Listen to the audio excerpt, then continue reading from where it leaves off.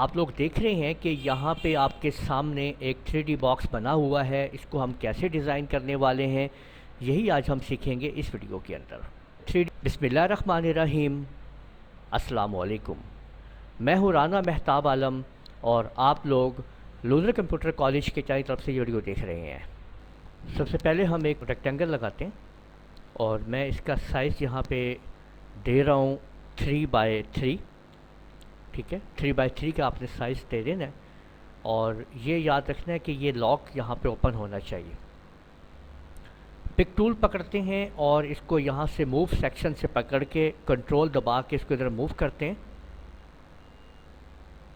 और इसके बाद इसको मूव करने के बाद लेफ़्ट माउस बटन को छोड़ने से पहले हम बटन प्रेस कर देते हैं राइट का। माउस का राइट क्लिक करने से देखें इसकी कॉपी हो गई है। अब इसके ऊपर एक दफ़ा फिर क्लिक करें और इस जगह को पकड़ें, कंट्रोल होल्ड करें और एक स्टेप ऊपर करके और एक स्टेप और ऊपर करके आप इसको छोड़ दीजिए। इसको पकड़ के इसके साथ एडजस्ट कर दीजिए